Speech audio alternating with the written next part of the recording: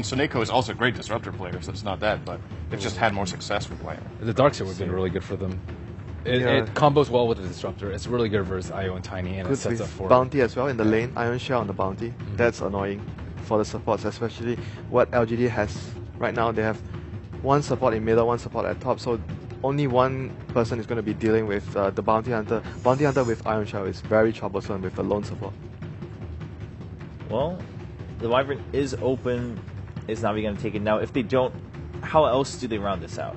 Because, I mean, no matter what they pick, even if it does have lockdown, like, that's going to be the only real source, right? Question is if it's Host Quap. Yeah, because else they would need to carry. They can also do Fun at Quap as well. I mean, dealing with that late game Gyro and Tiny is very, very scary. Yeah. It's... If they wanted to get a classic Host here, and a potential option that we have talked about would be the Lifestealer, where he actually does well against Gyro, he does well against Tiny, just in heads-up battles, and then you can somewhat bring him in with Quap, but you need to be careful that you don't just sacrifice the Quap when you're blinking. Okay, never mind. So, wait a sec. Okay, so it is a Host Quap safe lane. Okay. That's good to see. He actually plays a really good Quap, and something I talked about previously, I think it plays to his strengths to have it's not a classic carry, but it's a lane dominator. He's really good at the one-on-one matchups. This is the kind of hero that he should be able to just outplay his opponent on in lane. And I'm guessing it's going to be an Axe off lane here with both Disruptor and maybe even Bounty helping out in that lane. I mean, they can also play greedy and just have Axe jungle. I don't really think they can punish it at all. Not with Wisp and Dazzle as their supports. Axe counters the Grave. It's probably the most obvious one, but I think it can just be played as a greedy jungler. I don't necessarily think it's Funix hero. Although, it depends on what they want to do with the Bounty Hunter. Do they want to like scout out the stacks and try and take them with Axe and Shadow Fiend later? I mean, they have very good tools to invade LGD's jungle, which Secret tried to utilize in the first game. Right.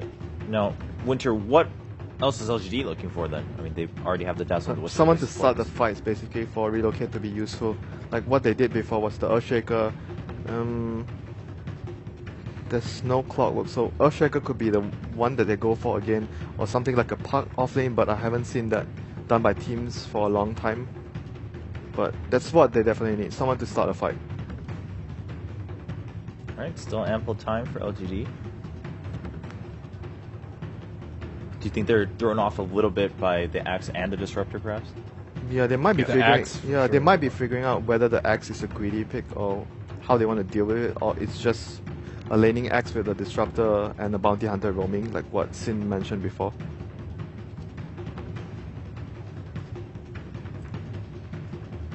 Alright, as we're waiting, fun news for all the viewers back at home. We have another Techies game, and this time it's funny because it's between Secret and Complexity, both teams who pick Techies, so they will be Secret will be using it against Complexity, trying to give them a taste of their own medicine. But that's a nice meanwhile, Spirit Breaker rounding things out for LGD, so that's Hovost Axe and Fun at Quap. Yeah, Hovost plays a good Axe too. Again, same logic. Very aggressive, in your face. Alright, Winter, I mean, how do you feel about the Spirit Breaker? I mean, that's part of what you were discussing. Yeah, Spirit Breaker is a good way to start the fights for them, and it's very tanky, very hard to kill. Like when we were mentioning about the game with VG when they picked against EG when they picked Bounty Hunter, if you roam with the Bounty Hunter and you can't kill anyone, then it will be a problem. And at the same time, Spirit Breaker can assist the other lanes when Bounty is roaming. So it's a really good pick in general against what Navi have. Does Axe win that lane? 1v1? Yeah. Against SP? It seems... yes. 17% of the time not. But the rest. So it really depends on the 17% here. LGD versus Navi about to go into their first game. Now this does matter a lot for Navi. If they can't even get a single point in this matchup, things are looking really grim to enter the top 4 of the group. Of course, not eliminated just yet, but it is nice to get a head start in the bracket stage. We are into the first game between Navi and LGD. Lanes are quite flexible. Ladies and gentlemen, welcome in from the live streams wherever you are in the world. Get ready for an exciting match. It's LGD Gaming sitting atop the group, tied with Secret after a thrilling 1-1 series earlier today. They want the 2-0s here. They've got Navi on the docket right now, and, well, as for Secret, they'll be battling up against MVP and Complexity. LGD still to face Fnatic later in the tournament. That will be tomorrow. But for now, Navi, they're the team fighting for their playoff lives here, gods. They want to start in the upper bracket. In order to do it, they really need 2 2-0s. And, Well, LGD sits there as the brick wall in front of them. Can Na'Vi find the old magic? If there ever was a time, now is the time. So we get underway with the game, both teams moving into the bottom side of the map. We are going to have a quick pause here from MMY. But as we were discussing during the draft, the curveball from LGD is the Spirit Breaker. They see the last pick of the Axe. Before that, if this was, say, Team Secret, you almost certainly expect a Queen of Pain safe lane. But when they see the Axe come out, they think that's likely the safe lane hero for Havost, anticipating an Earthshaker off lane, and that's something Axe would dominate 1v1. So LGD make a bit of an adjustment. They get the more aggressive off laner for Yao, as well as something that can put more pressure on the Shadow Fiend of Dendi mid. Well, so Nico going to get some good scouting information, sees the LGD 5-man at the bottom rune, and now Na'Vi can make the call just to not fight this. Dendi's going to go for the top bounty rune. He's got 2 branches and doesn't really want to fight this at all. We'll have an early skirmish here, perhaps. So Nico is the one scouting it. Does not really want to run down into the river. Oh, is he going to go for this? Sentry healed. This is risky. So Nico.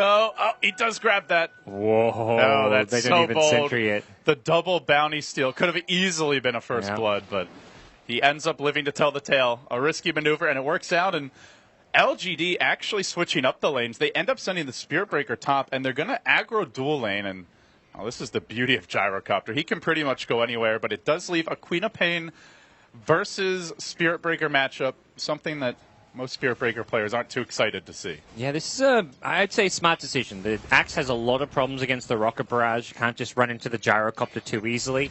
And the Spirit Breaker against Queen of Pain is not that big of a mismatch like the Earthshaker matchup we saw last game for Yao, or early against Secret for Yao. So he can hold his own to some extent. He's very tanky with a Stout Shield and plenty of HP regen. Well, Dendi already going to work here in the mid lane, and because they did not get the bounty rune for LGD, the bottle is a bit delayed. Only now coming out. It forces maybe into a quick salve. Dendi only sitting on 3 CS, but a good start for a Shadow Fiend in this matchup. There will be a bit of a Sentry Ward war here in the mid lane, and there's currently 1 on Xiao 8. None on MMY, though. It gives Saniko the edge, and it is worth pointing out he's been doing some warding off in the Dire jungle here. He put 1 ward towards the most commonly stacked camp, and he might even look for some body blocks if that I.O continues to move and focus on economy. Now swinging around towards the bottom lane, but in they go. They make the move on Dendi, and, well, don't kill him yet, but they threaten him. As soon as the bottle arrives, you can start to make these types of plays and always have your regen at the ready. Yeah, Dendi going to be bottle crowing, and he has to be very careful about how he moves around this map. So Saniko comes back, and he's going to be kind of constantly having to babysit Dendi here to secure his farm. Uh-oh. Well, this could be trouble. No Yikes. sentries, though. They really need to get that sentry over to the mid lane. Still sitting on the Dazzle bottom. In fact, he's walking towards the rune. He may just complete the journey. Getting harassed a bit by the Disruptor, but in they go in the mid lane. Maybe working on Dendi. Can't quite finish him off. Bottom rune will spawn. It's a bounty. Top rune, a regen. That's the real bounty. And Dendi will claim it. But they're contesting. And they make their way down, but they're too late. Charge, toss forward. Dendi in trouble here. He's going to miss the first raise. That could end up costing him his life. Ava and the bash. Yao will get the kill.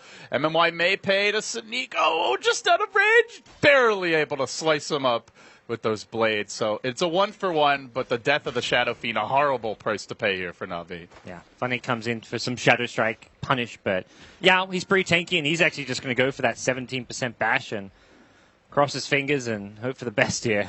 Funny doesn't want to fight him. It's really the difference between an Earthshaker and a Spirit Breaker. If that's an Earthshaker, you don't have that opportunity. He's too slow, too immobile. Too squishy. And too, also would be suffering way more against this Queen of Pain. So we can see the slight adjustment in draft working out well so far. We'll see if the lack of team fight presence makes a difference later. Yeah, and looking at bottom lane, Gyrocopter farming well, although Axe is also getting some okay CS here. Hasn't been completely punished, although has decided he wants to rotate into the jungle. They've more or less abandoned this bottom lane. Just a Disruptor sitting there now. Havos trying to complete his Tranquil Boots. He's got a little ways to farm for it. So overall, Na'Vi, they are getting the creep advantage here early on. And looking at the Dire jungle, I don't think we've got any stacks just yet. No stacks, and it's warded. If you don't get your farm early, it could really cost you as they toss Dendi back into the tower, maybe wanting to farm heroes, but doesn't have mana for an Avalanche right now, and just going with auto attacks onto Saniko. They drop a Sentry Ward. Saniko fencing around Dendi, looking for a raise. He's only going to hit maybe. Doesn't find Momoya. Tango the Sentry. They're thinking about it. Nobody wants it. They're just going to auto-attack it down. Maybe he was next to, or it was more for the Tiny. He was missing HP. 10 goes to Sentry, and it's the in the value in the D-ward. Radiant jungle, bit of a go here. Havost and Xiao 8 duke it out. There's the heal, but rotating in. A very early movement for maybe. Havost is fast, though. Poison Touch comes through. There's the toss forward. He might even be throwing Xiao 8 into his own demise. Are they diving this? They're thinking about it. 4 heroes rotating, but nothing accomplished. And Saniko even going to arrive and look to punish Xiao 8 on the way out. Quite a few auto attacks. He gets off the double windwalk, and he gets the kill solo. The charge comes now, but well worth the exchange. Just so much space created here by the little bounty hunter. Yeah, gets him up to level 3.5 as well. This is a very successful roaming bounty hunter so far. Experience going his way. He's getting a lot of support towards Dendi, who's 24 last hits to the 7 of Tiny. This is a similar story to what we saw against Secret. This IO Tiny mid just struggling against Shadow Fiend. And there's the added problem of the lack of jungle stacks right now. Last game, LGD had a quad stacker on this point. This game, they've got absolutely nothing. And even if they go for it, it's very likely that Saniko's going to be there. They're going to need to invest 3-4 heroes to secure any sort of farm for maybe. It puts a lot of pressure here on Sylar, but in comes Dendi with Saniko. A tri-lane mid all of a sudden erupts, and well to the benefit of Na'Vi. Now the chase in the river. There's the charge from Yao. Dust to follow this up. This was how EG tried to do it, the bounty. And now the toss. The Ava as well. Not enough to kill up Dendi, but Spirit Breaker standing his ground. 17%. There you go. Gets the kill and looks for more. The tether forward, the toss back. Kind of an awkward exchange, and Yao says, I'm going in anyway. Sylar's arrived, and what do you know? It's 5-man Dota from LGD. Another bash. It's another kill. The intergalactic space cow on the prowl. LGD are like making the plays. They're out Naviing Na'Vi right now. They're just like diving at your tower and running right at you as 5.5 minutes in the game. I mean, boy, would you have loved to have Funnick there or what? He's level 6. He had a TP. He only has 2 points at screen, but still could have done a lot of work as they continue to pressure this mid lane. Dendi may even look for a final killing raise here on Navy, but it's only level 3. Not quite enough damage. But yeah, like you said, out Na'Vi, and that's where you want to see Funnick get active. He's on the move now, hasted and rushing in mid. Oh yeah, Tiny's going to be very careful. He's low in HP, still nearby, and Yao reveals himself, but he's not an easy target with all his HP and survivability that he's packing. That's probably the worst hero to go on. Either maybe or MMY a better choice, but they got to find somebody away from the tower. Funnick just begging them to come out. He could maybe even get a double with support. Saniko again going invis. I love the way they're using this bounty hunter, though. They didn't have the early sentry mid, and then they immediately got dewarded. And since then, Na'Vi have had the true sight superiority in the mid lane, which means he's just free to move around and do as he pleases. Yeah, and that's something we've seen most teams be really disciplined in dealing with the bounty hunter. They'll kind of had that sentry battle in mid lane where they're using their tangos to de-sentry, but LGD, I mean, they're still in a good position. They're up kills, they're getting farm on most of their cores, Gyrocopter especially top of the net worth chart, so by no means are they in a bad position, but they haven't really willingness to just play the bounty hunter battle in the mid lane. A lot of the mid game feels like it is going to come down to Sylar. Phase boots up, early Arena Facility is complete, he's hit level 7. And he's got a TP scroll. This is where Na'Vi do need to be careful. You go for a tower dive, and you may well end up giving that double, triple kill that we've seen so many times away already in the tournament and just completely blowing the game open. As they make their move on mid, the raise is attempted, can't quite get the kill on maybe. And LGD will back off for now. So for LGD, it looks like they're just going to try to get Yao's level 6 in the top lane, but for him, I think he's quite happy. He's been able to achieve a lot for his team in the mid lane with his rotations. Well, meanwhile, Funnick's just been kind of sitting top. His rotation failed, didn't actually get any kills for his team. So while Funnick's farming well, he has the Sharuka toss. Will he get it in time? Yes, he does. Big kill going to be going the other way here. Sylar doesn't even have mana for